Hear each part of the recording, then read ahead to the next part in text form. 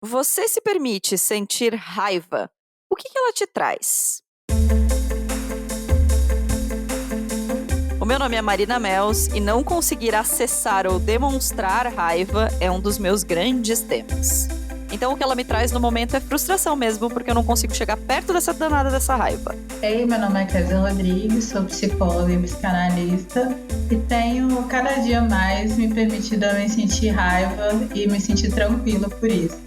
O meu nome é Larissa Guerra e eu me permito sentir raiva, mas eu fico numa noia de que eu preciso o tempo todo transformar essa raiva em outra coisa, quando na real eu às vezes só preciso me permitir sentir mesmo. Continuando a nossa visita aos temas que marcaram os 5 anos do Donas, a gente entrou em um dos meus temas favoritos, a raiva. Porque você pode ter alguma sensação estranha ao ouvir falar sobre isso, mas eu tenho certeza que você não passa batido por ela, porque raiva é movimento. E é por isso que a gente voltou a esse assunto no episódio de hoje. Bora pra um Donas full pistola. Boas-vindas ao Donas da Porra Toda. Donas Da Porra Toda. Lá em março de 2021, naquele longínquo tempo, nós tínhamos raiva da completa inaptidão, para dizer o mínimo, do governo ao lidar com uma pandemia. Acumulavam-se o número de mortes e pessoas sem noção, e aí a gente sentia raiva o tempo todo. Felizmente, a gente não tá nesse mesmo momento socialmente. A pandemia parece ter acontecido em outro mundo e em muitos aspectos as coisas parecem ter tomado outros rumos e tudo bem. Só que não significa que a gente não tá sentindo raiva. Tem raiva que tem rosto, tem nome e tem sobrenome. Quando alguém ferra com a sua vida porque é egoísta, quando alguém que você ama sofre, quando uma pessoa no trabalho não faz a sua parte e sobra pra você, quando alguém que deveria tomar boas decisões políticas decepciona quem o elegeu. Outras que não, como uma doença inesperada na vida de quem sempre se cuidou, o excesso de trabalho que ainda assim não dá conta de tudo que tem pra pagar. Um dos nossos episódios mais ouvidos nesses 5 anos é sobre raiva. E olha que faz tempo, porque foi lá no episódio 79. Nada mais justo então que esse tema que é tão presente na nossa história e na nossa vida volte, e volta com um tapete vermelho e muita honra, porque estamos recebendo a psicanalista Kézia Rodrigues, que escreveu lá no @muitoalém-da-terapia, se você não segue ainda já vai lá, porque vale muito a pena, post interessantérrimo sobre raiva. Bom, Kézia, seja muito bem-vinda. Queria que você se apresentasse para quem ainda não te conhece. Ei, meninas, tudo bem? Então, eu sou Kézia Rodrigues, sou psicóloga e psicanalista aqui de Juiz de Fora, da zona da Mata Mineira. Sou uma mulher negra que tenho discutido sobre a patologização da vida e sobre racialidades e outras coisitas mais no Muito Além da Terapia. Gente, essa mulher é muito maravilhosa. Eu tô, assim, completamente apaixonada. Kézia, olha só. Eu dei uma maratonadinha no teu Instagram, tá? Eu li tudo, sei tudo sobre você, mentira.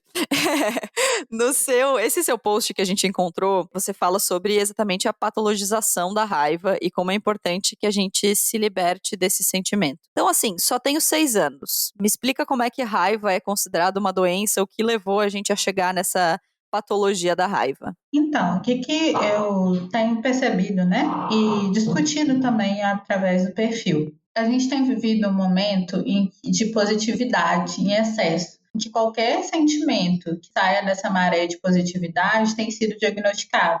A gente vê nos manuais diagnósticos questões como tristeza e luto já sendo transformado em diagnóstico. Até o envelhecimento no último CID foi considerado um diagnóstico. E a raiva não foge disso. Quando a gente fala da raiva ser diagnosticada, a gente está tendo um aumento muito grande entre mulheres de um diagnóstico de borderline, que é um diagnóstico onde a raiva é um dos componentes principais, que mais vai aparecer enquanto sintoma. E outra coisa que eu venho observado também, né, dentro das pesquisas de racialidades, são quanto que crianças negras, principalmente meninos, têm sido diagnosticados com TOD, transtorno positivo desafiante. Então, o que a gente tem visto na sociedade é que qualquer sentimento que foge do esperado já vira alvo de um diagnóstico. A gente não pode mais sentir, a gente tem que ter um diagnóstico associado a esse sentir, como se fosse patológico. Ai, pois no nosso episódio 79, eu lembro que a gente fez toda essa discussão falando sobre como é difícil pra gente, enquanto mulher, identificar que a gente sente raiva e como lidar com esse sentimento dentro da gente, como também botar pra fora esse sentimento. Eu lembro que dias atrás, eu e a Marina, a gente teve até uma conversa, assim, e eu disse pra ela que eu tinha visto num livro, tipo, uma atividade, assim, de como você pode liberar a raiva, sabe? E eu acho que era alguma coisa, né, Marina, de você ficar socando uma almofada, era alguma coisa assim. Sim. Uhum. E depois escrever o que você sentiu a respeito. Tu fez esse exercício? Não, menina, não fiz, porque eu me sinto meio idiota socando uma almofada, eu não Pois consigo. é. Se eu fosse escrever, seria tipo, não, foi esquisito pra mim esse troço aqui, entendeu? E eu acho que esse é o grande, pra mim esse é o grande tema, né? Você me deu essa sugestão porque você encontrou num livro e a gente tava conversando sobre como, pra mim, é difícil acessar esse sentimento e principalmente, e aí queria que a Kézia explicasse pra gente, organizar esse sentimento. Porque você fala, né, Kézia, nesse seu post maravilhoso, sobre como é importante organizar a raiva. E eu acho que é aí que eu não tô conseguindo chegar, menina. Me explica o que é organizar a raiva. Então, antes de organizar a raiva, eu fiquei pensando, né? Quando eu discuto de raiva, principalmente no Instagram, vem muitas pessoas com um discurso jurídico e até religioso sobre a raiva. Cresci ouvindo bastante, né, no contexto religioso, irai-vos, mas não pecai-vos. Não sei se vocês já ouviram. E também um discurso muito jurídico de cuidado com o que você vai fazer com essa raiva, como se fosse algo criminoso, né? Não vai fazer nada criminoso com sua raiva. Então, eu acho que a gente tem uma visão muito moralizada da raiva, como se a raiva fosse um lugar de descontrole total, um lugar de desorganização, de caos. E, principalmente através de feministas negras, eu percebo que a raiva tem um lugar muito organizativo e um lugar de agência. Porque em alguns momentos a raiva pode te livrar de passar por situações de opressões, situações inconvenientes, assédios. E quando a gente olha a raiva também como esse dispositivo de proteção, e não só de extermínio, eu acho que uma chavinha vira. Não sei se deu para entender. Entendi. Então, na verdade, essa supressão da raiva que pode acontecer com alguém que está nos ouvindo, assim como acontece comigo, ela é cultural. É sobre essa visão que a gente tem de que a raiva é sempre um sentimento ruim. É isso? Para mulheres, sempre, né? Para homens, né? Principalmente homens brancos, raiva é um lugar de poder, né? A gente vai ver homens brancos com raiva sendo assertivos, sendo líderes natos, e mulheres sendo histéricas. Então também tem uma questão de socialização dessa raiva, né? Ai, Quem é ai. que sente raiva? Sim, a Lari tem uma visão bem diferente de raiva do que eu, né, amiga? Você sente muita raiva, né? Você consegue acessar. Nossa, eu sinto raiva o tempo inteiro, basicamente isso. Eu falo que eu sou uma pessoa muito movida pela raiva, mas aí o que eu tenho também feito um exercício, eu acho que, e até esses dias eu tava comentando com uma amiga, assim, de que eu costumava sentir a raiva nesse ambiente coletivo, sabe, Kézia? De tipo, sentir a raiva do governo, agora aqui na enchente, sentir raiva do governo de novo, sentir, sabe, raiva do despreparo, mas eu costumava abafar quando essa raiva que eu tava sentindo era um pouco direcionada a uma pessoa próxima, assim, sabe? Por alguma coisa que me magoou, por uma pessoa que fez algo que eu não gostei e tal. E eu acho que hoje eu tenho aprendido um pouco mais a lidar com isso e a reconhecer quando eu tô com raiva de alguma pessoa que tá perto de mim, assim. Tem como separar esse tipo de coisa? Porque eu acho que junto com a raiva, Larissa, também vem a sensação de culpa, como se a gente não pudesse sentir Muito, raiva totalmente. de pessoas próximas e de pessoas queridas, como se a gente não pudesse sentir sentimentos complexos e contraditórios pelas pessoas, né? Acho que é uma visão muito colonial, ou você ama ou você odeia, né? A bandeira da ditadura vem aí, ame ou deixe. Sendo que não é assim, né? Relações de afeto envolve tensão, envolve raiva. E essa supressão da raiva tem o objetivo de controlar, principalmente grupos minoritários, né? Porque sentir raiva parece que não é permitido. Só dentro, agora a gente tem conseguido também explorar essa raiva coletiva, principalmente com uma ascensão da extrema-direita. Fica muito mais fácil você dizer que odeia alguém. Mas acho que também a gente tem que pensar nos campos individuais, né? Como que essas raivas vão atravessando as nossas relações, nosso trabalho e a vida. Então, vocês estão falando de raiva sobre um ponto de vista quase uma constância, assim, né? Tem raiva deste governo, você tem raiva dessa situação. E quando a gente tá falando de como se fosse um acesso de raiva, vai. Eu não quero dar nomes aqui, mas eu e Larissa vivenciamos juntas uma situação que nos deixou com muita raiva, né, amiga? Uhum, E foi, uhum. enfim, uma resposta de uma pessoa, uma coisa que a gente tava falando, que assim, nos deixou enfurecidas. E aí eu fiquei muito tempo falando sobre isso na terapia, por não ter conseguido, talvez, reagir da maneira como eu gostaria.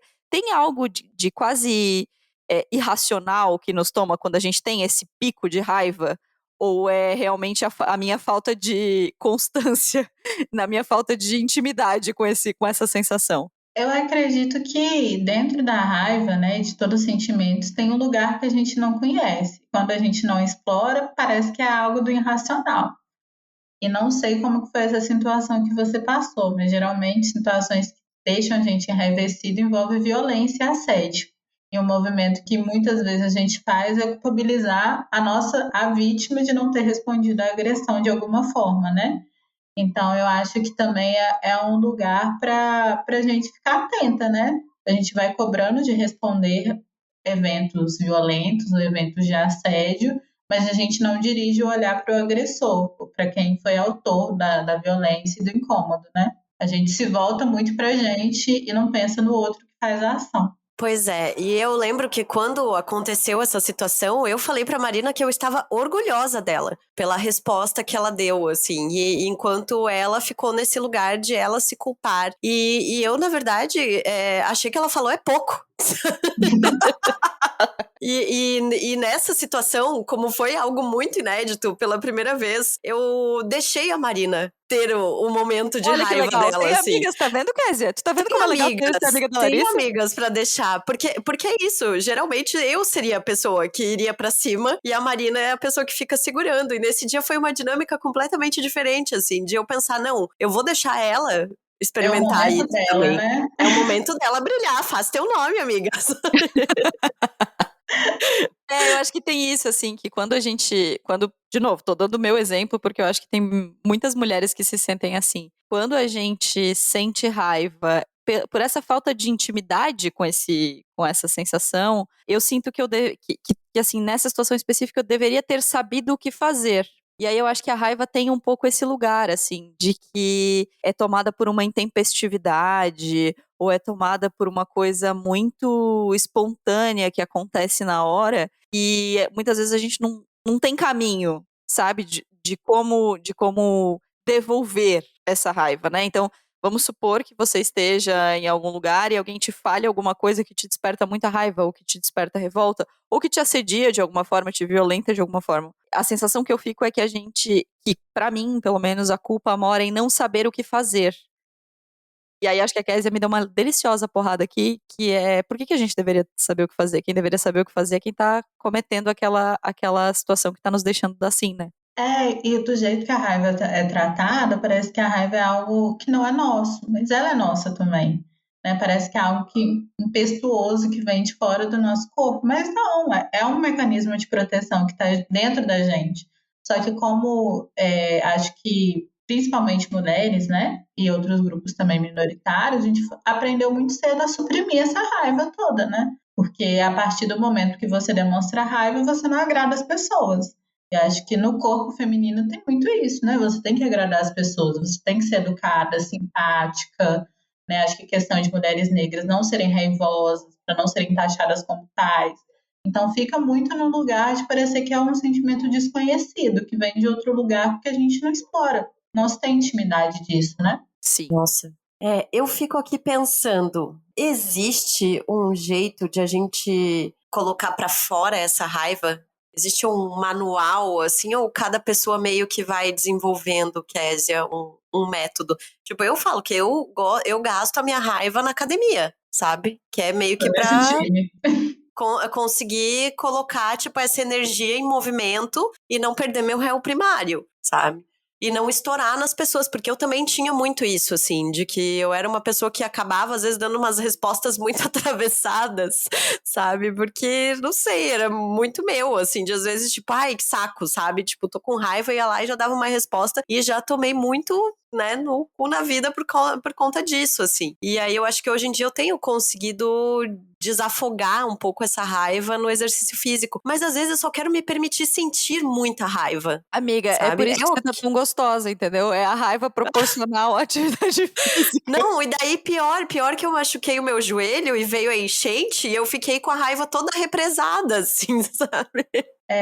E assim, até as situações também que vão acontecendo, né? No caso do Rio Grande do Sul, né? Essa raiva toda generalizada com essa política de morte que o Estado está submerso. Então, assim, eu fico pensando muito, Larissa e Marina, em como cada um consegue organizar a sua raiva mesmo, né? Em como transformar essa raiva numa potência e não no envenenamento. Porque a raiva tem isso. Quando a gente guarda a raiva, a gente se envenena dela. Quando a gente coloca a raiva enquanto uma potência, a gente se movimenta com ela, né? Eu tenho pensado que cada um sabe onde que aperta o seu calo. Eu adoro essas frases, eu acho que diz muito, muito mais que muitos psicanalistas por aí, né? Frases do senso popular sempre são as maiorais para mim. Então, cada um sabe onde aperta o seu calo. Então, cada um também sabe achar um caminho para essa raiva. Às vezes eu acredito numa raiva através de atividade física, através da dança, através de encontros como esse para falar de raiva. Às vezes vai sair no grito mesmo, vai sair em lutas marciais, mas o que eu acho importante é poder expressar essa raiva, né? E não engolir, né? Uhum. E não engolir essa raiva, né? Porque aí vai virando outra coisa. Pode ter um risco bem mais perigoso. E aí eu te perguntar também, assim, o que acontece com a gente quando a gente acaba engolindo essa raiva, assim, durante muito tempo? Isso estoura de alguma forma? A pessoa explode de alguma forma? Ou ela, sei lá, se torna uma pessoa amarga? Existe isso? A raiva não trabalhada, né, pode se tornar um ressentimento, uma amargura. Tem um psicanalista que faz uma associação muito grande da raiva reprimida com a depressão, que é uma raiva que você vai virando um auto-ódio que vai ficando no seu corpo.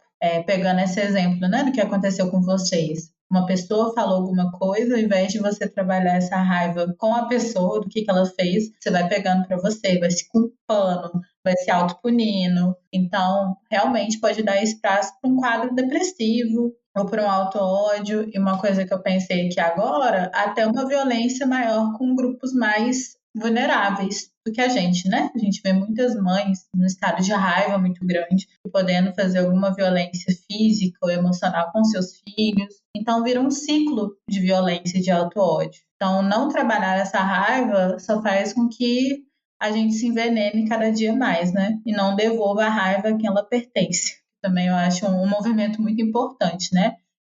Devolver o desconforto, a raiva a quem ela pertence. No caso, não é nossa, né? Sim. A gente fez uma reflexão lá no começo do episódio, eu queria que a gente falasse um pouquinho sobre isso, porque naquele episódio lá, que a gente gravou no episódio 79, a gente fala sobre a energia da raiva ser essa energia de movimento, né, de colocar as coisas para rodar. Mas em outro momento também, naquela época, a gente estava se sentindo muito melancólica, assim, porque a sensação que a referência que a gente fez foi que a melancolia era quase a ressaca da raiva, sabe? Como se a raiva uma grande explosão, mas a gente estava sentindo tanta raiva de tudo que estava acontecendo e de um noticiário completamente avassalador e de uma desgraça em cima da outra e de uma completa apatia de gestão e aí a gente foi ficando melancólica. A raiva é sempre para fora ou ela pode se tornar, quando não endereçada, como você falou, porque a gente estava com raiva do Covid, a gente estava com raiva do governo, a gente estava com raiva, né, de coisas muito abstratas para quem a gente não podia devolver a raiva. E aí a gente foi ficando melancólica. É por isso? Porque a gente não estava conseguindo colocar para fora? Quando não acontece a explosão, acontece a implosão. E aí a gente vai implodir esses sentimentos dentro da gente. Então, num cenário estrutural, quando a gente percebe, né, que essa política do ódio estava dominando a gente, e ainda em alguma esfera está, dá uma sensação também de impotência e de inoperância, né? Então, com a raiva, com as implosões, essa melancolia faz todo sentido. Ainda mais num contexto de isolamento social também, né? Em que Eu fiquei pensando, Kézia, muito assim, nessas raivas que a gente tem que não tem rosto, assim, sabe? De quando uma pessoa muito jovem, sei lá, é assolada por uma doença, e aí você tem raiva do universo, se você tem uma religião, você, né, assim, tem raiva daquilo, ou um luto, ou quando a gente tá falando, sabe, de raivas que não tem, é uma raiva que não tem, assim, a foto de quem a gente botaria no saco de box, sabe? não tem endereçamento, né? Assim, e acho que naquele momento, claro que tinha um endereçamento aí, que a gente não vai falar sobre isso, mas assim, tinha um rosto bem, bem claro pra gente botar no saco de box. Mas essas raivas que são mais abstratas, assim, que não são de alguém que te fez mal, de alguém que te causou esse sentimento, elas também precisam ser endereçadas. E aí o endereçamento é da vítima, vamos dizer assim, né? Da pessoa que fez raiva tão somente. E nesse caso, né, eu acho que, como você falou de alguma doença, né, tem o sentimento de raiva, tem o sentimento de luto, de negação, que vai envolver outros processos também, mas eu acho que é também de lidar com o real, que é a vida, né, que a vida vai ter essa brevidade, porque é muito difícil para a gente lidar com as questões que vão atravessando o real. E, igual você falou, o real não tem endereçamento, que é isso que compõe a vida. Para essa raiva não te destruir, é também entender, né? A nossa brevidade, o nosso descontrole, porque a gente ainda tem uma ideia, enquanto civilização, de ter controle sobre as coisas, ter controle sobre a vida, e na verdade a gente não tem. E isso também dá um espaço para a raiva ser trabalhada, né? Meu Deus, tô... Gente, a Kézia tá batendo na gente, ela veio descontar a raiva de outro. ela... Meu dia mais tranquilo. A gente só pegando o chapéu e colocando aqui, porque tá servindo, viu? Ai. Mas eu acho que é isso também, né? Que a gente acaba percebendo. Então, ver que a raiva também, às vezes, é direcionada pra gente, né? Porque a gente vai ter uma limitação aí. E a gente imagina que não tem, mas na materialidade do corpo a gente tem sim.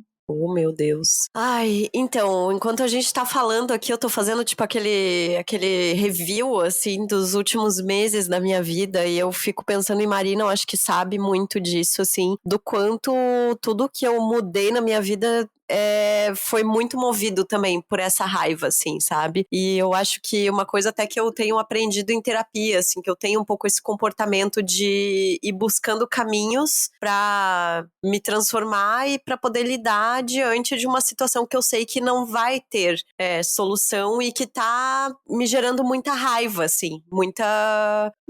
sabe? Pra falar de um jeito bem fácil, assim. Só que, às vezes, também, eu acho que é legítimo a gente só vomitar isso, não é? Com certeza. É porque, até quando eu falo de organizar, né? Fica parecendo que tem que ser uma coisa muito concreta, muito linda. Não, organizar a raiva é só saber que ela não é pertencente exclusivamente a você. Faz parte de todo um processo histórico, social, para você sentir raiva, para você estar naquela posição, estar naquela sensação, mas se resolve também com um grito, né? Não precisa fazer algo hiper elaborado nessa organização, não. Pensando bem, eu vou socar a almofada, hein, menina? Olha, tô revendo essa relação. Não era um exercício ruim no fim das contas. Olha aí, eu aqui me sentindo ridículo. E daí, Kézia, também numa questão que tu fala muito sobre isso de transformar em doença e tal, essa medicalização que a gente vive, assim, ela acaba inibindo também que a gente se permita acessar essa raiva? Sim. É uma medicação, né? Às vezes, quando não se tem um acompanhamento médico, se tem uma dosagem muito alta, em que a gente não acessa essa raiva, a gente não sabe o que a gente está sentindo, né? Tem algo que eu ouvindo muito na clínica e nas redes sociais sobre se desligar, né? Eu não quero sentir isso, eu vou me desligar. Não vou sentir raiva, não vou sentir tristeza, não vou sentir ansiedade. E as pessoas estão cada vez lidando menos com o que elas sentem. E quando elas sentem, parece que é algo extremamente negativo, extremamente ruim. Então, muitas pessoas estão inibindo o que sentem e não estão tendo acesso dessa raiva e desse poder de agência que é a raiva, né? Porque a raiva também te coloca na posição de poder sair de vários espaços que estão sendo ruins. Mas se você coloca um Rivotril sublingual, você dorme, você não lida com isso. Mulher, eu fazia muito isso num trabalho que eu tive. Ó, nem sabia, viu? Já tinha ele na bolsa, assim, pros momentos em que eu começava a ficar muito irritada, eu, tipo, ó, tomava ali e ficava assim, ó, vamos que vamos, sabe? Bora lidar Hoje eu com essa treino. raiva desse jeito. Hoje eu treino.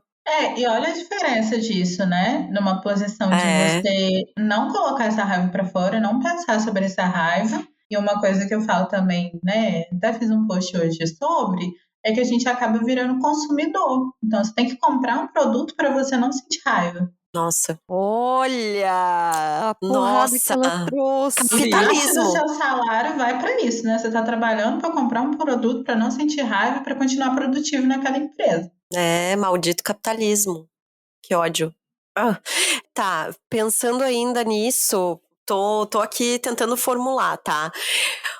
Já percebi que algumas situações em que eu falei que eu estava com raiva, eu vi o interlocutor extremamente surpreso com o fato de eu dizer estou com raiva. Pega muito de surpresa, assim, as pessoas, a gente formular isso? Acredito que sim, né? Por ser um sentimento que as pessoas associam raiva à violência, raiva a ódio. E não, né? Raiva é um sentimento legítimo, um sentimento de legítima defesa. E as pessoas não se escutam mais.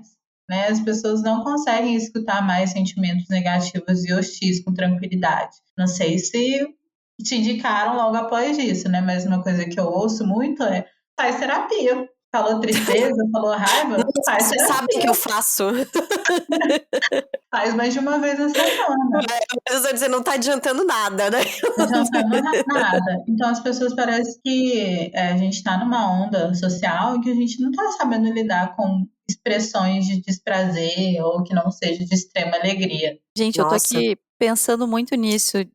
A Marina tá estatelada no chão. Meu Deus, tô amando. Eu tô pensando muito nessa coisa que você falou sobre como as pessoas estão viciadas em vomitar arco-íris, né? Assim, as pessoas, eu tô falando aqui, eu tenho uma dificuldade de lidar com sentimentos ruins. E isso vem da onde? Vem de um discurso social associado a gente ter acesso à vida dos outros, e aí a vida dos outros não pode ser ruim. Vem da comparação? Vem de onde a nossa dificuldade de olhar para as coisas não tão prazerosas nos acometem? Olha, Marina, eu acho que vem de uma questão muito social mesmo, né? A gente virou uma sociedade da performance. E nessa sociedade da performance, onde a gente acorda às 5 da manhã, corre, faz musculação, e é energia, e trabalha, e atende, fatura 10K, não tem espaço para isso, né? A gente não tem espaço para falar que está com raiva, para falar que está sendo sobrecarregado, que está sendo mal remunerado, parece que é interditado, né? Qualquer expressão de negatividade parece que é interditada na nossa sociedade, só pode existir o que é bom, né? A gente está em eras que todo mundo tem empoderado, todo mundo tem um discurso sobre si, não é permitido nem estar perdido. Então, assim, a gente tem tentado resgatar que eliminar sentimentos ruins é também se eliminar, de alguma forma. Eliminar a sua raiva é se eliminar. Eliminar a sua tristeza, eliminar a sua ansiedade é se eliminar também, né? Mas parece que é compreendido como questões externas a gente, não questões internas, né? Então eu percebo muito isso. E tem uma tentativa social, política, econômica de eliminar o que é ruim. Então tá, né, gente? Então ficamos com essa. Tô aqui sofrendo. Quero terminar esse episódio, essa parte do episódio, a gente contando do que a gente tá sentindo raiva nesse momento. Larissa, seus advogados não te permitem. Só queria fazer esse adendo. Do que vocês estão sentindo raiva neste momento, que pode ser falado? Eu não vou falar. Uma pessoa, vou botar numa pessoa. Ai, gente, tá, vamos ficar nos governantes, assim, eu sinto muita raiva dos governantes aqui do Rio Grande do Sul, assim, muita raiva, muita. Sim. Pra ficar nisso, assim. O resto eu só conto pra ti, né? Eu tô com muita raiva do preço do mercado. Isso é uma coisa que me deixa com muita raiva. Eu fico com muita raiva de ir no mercado e gastar R$300 e sair com 2 sacolas. Eu tô com muita... Eu fico com muita raiva. É uma raiva que eu não consigo endereçar, que não tem nome. E no trabalho eu tô com raiva também de um cidadão aí, mas não tô podendo falar o nome. Mas que é uma pessoa que acha que o tempo dela vale mais que o dos outros. Ai, nossa. E você, Kézia? Abre aí, faz de conta que teus pacientes não estão ouvindo.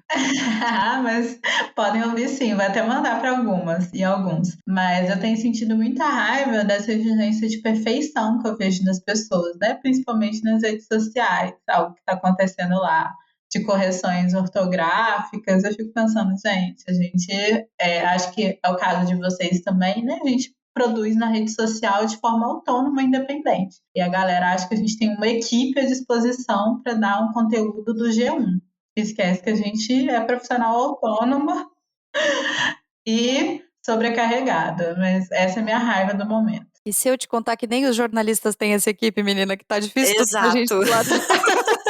Pois é, gente, o buraco tá mais embaixo. Então, assim, vamos dar uma moderada, né? Mas a galera tá com a Aurélio na mão e com a chibata junto. Mas, enfim, essa tem sido uma das minhas maiores raivas do momento. Nossa, excelente raiva. Nossa, excelente.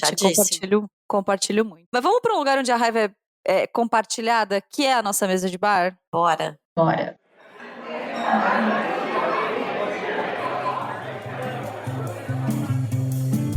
Ai, gente, como é gostoso soltar a raiva junto com as amigas numa mesa de bar. Meu Deus, que saudades disso, inclusive. Fizemos nesse final de semana, né, Marina? Ainda que muito brevemente, mas foi muito bom. Foi muito bom te ver, amiga. Bom te ver também. Eu quero comemorar, além da gente estar comemorando os nossos 5 anos de donas, eu quero dizer pra vocês que neste episódio que você está ouvindo, a gente completou 200 horas de conteúdos disponíveis aqui no Donas, com mais de 400 pessoas entrevistadas.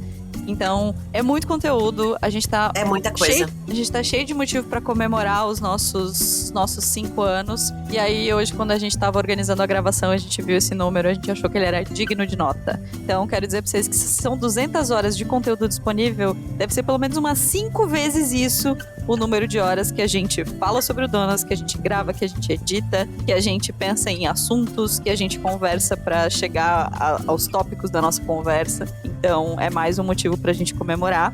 E mais um motivo também para que, se você ouve recorrentemente e tem essa disponibilidade, você apoia a gente lá no apoia.se/donasdapetoda a partir de R$5 por mês, que você recebe ainda outras coisas que tomam também o nosso tempo, que são a newsletter com todas as dicas, o chat no Instagram em que a gente troca sobre os episódios e vários outros benefícios de apoiagem. Muito bem, Kézia, agora a gente quer que você fale onde as pessoas podem te encontrar para te chamar para conversar e etc. Pra resolver a vida delas, também, né, querida? Pra resolver a vida dela, marcar consulta. Quero dar minha mão na mão da Kézia e dizer, Kézia, resolve aí, tá? Resolve aí. Gente, tô resolvendo nem pra mim.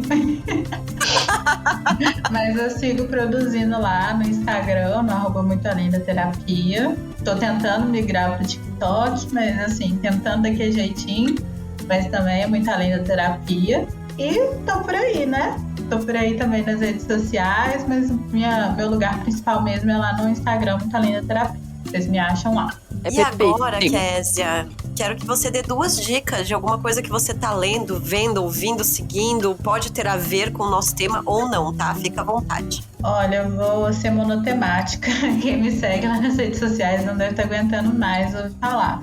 Mas eu tô lendo um livro que é da Sofia Fávero, tá até aí no Rio Grande do Sul, em Porto Alegre também, no Rio Grande do Sul, que chama Psicologia Suja. Então tem sido um livro que tem me feito muito pensar sobre raiva, sobre essa questão que eu falei da gente tentar eliminar toda a negatividade. E eu recomendo fortemente essa leitura. Já é um livro com uma estética maravilhosa, e que a gente se permite se sujar também, né? É uma bandeira que eu tenho levantado. E também uma última produção visual que eu gostei é Carol no Fim do Mundo. É uma série de animação, mas que fala muito sobre essa questão dos sentimentos, do trabalho e do espaço que o trabalho ocupa na nossa vida, né? Acho que ainda mais em tempos de evolução global. É uma série que eu indico fortemente. Nossa, eu amei as 2 dicas. Dicas inéditas que nunca tinham aparecido aqui. Amei. Amiga, suas dicas, vai lá. Bom, eu quero recomendar a 3ª temporada de Hacks. que tá na HBO. Eu amo essa série. Ela começou assim meio mas depois ela foi ficando boa. Tem uma situação ali que envolve, assim, uma raiva represada de muitos anos que tá. Gente, vejam, eu gosto muito dessa série. Eu amo. E aí, eu tô lendo um livro que, menina, é uma loucura, tá? O nome do livro é Eu Yanomami, do David Good. O David, ele é um americano, filho de uma mãe Yanomami e de um pai antropólogo norte-americano. E eu não quero dar muito spoiler, mas é uma história, assim, que, tipo, meu Deus, poderia ser enredo de ficção, mas é a verdade, é a realidade, é uma coisa muito louca, assim. Eu tô passada lendo esse livro, passada. Ai, tô curiosa, gente. Vocês estão aqui, ó, me dando um grande fomo. Eu vou indicar duas coisas. Uma é um episódio do Conselhos que você pediu, da Bela Reis, que, assim, eu tô consumindo pouca coisa, pois, né, tempos difíceis para as patricinhas. Mas, o Conselhos que você pediu, que ela gravou sobre linguagens do amor, aquele livro que é de um pastor, caso você não saiba, sobre linguagens do amor, e ela problematiza um pouco a questão dos atos de serviço e dos presentes, enfim. É muito bom. É um assunto que eu e a Larissa estamos querendo falar no Donas, assim, faz uns anos já. E a gente foi se enrolando. E aí, quando eu vi esse episódio, eu achei muito curioso, fui ouvir, é muito bom. Não teríamos feito melhor, então. Conselhos que você pediu sobre linguagens do amor. E a minha segunda dica é que eu tô monotemática, né, gente? Porque na semana que tá saindo esse episódio, sai a segunda parte de Bridgerton. E assim, tô 100% monotemática. Não me deixem começar a falar sobre esse assunto, porque esse episódio vai durar mais 55 minutos. Só falando dessa temporada e de coisas lindas que essa temporada traz, de Shondaland. Conte comigo pra tudo, Shonda Rhimes. E assim, a vida segue. Mas Bridgerton, a primeira parte da primeira temporada, é a minha dica deste Mesa de Bar. É isso, então. Kézia, maravilhosa, muito obrigada por essa conversa. Eu amei, assim, eu me sinto energizada, assim, depois de soltar um pouco essa raiva. Eu que agradeço ter a oportunidade de falar aqui também e de fazer parte, né, dessa comemoração de 5 anos de programa de vocês, podcast. Desejo mais 25 anos, mais 50. Não, menina, a gente quer cansar. Não. Não, né? A aposentadoria é importante, então vou deixar os 15 aí. Melhor. Obrigada, tá, Kézia? Você é realmente muito maravilhosa. Eu espero que as nossas ouvintes estejam tão apaixonadas quanto a gente tá. Um beijo, gente. Até semana que vem. Beijos. Beijo. O Donas da Porra Toda é uma produção independente. Produção, roteiro e apresentação, Larissa Guerra e Marina Mels. Edição e tratamento de áudio, Bruno Stolf. Mais informações no site www.donasdapetoda.com.br ou nas redes sociais no @donasdapetoda.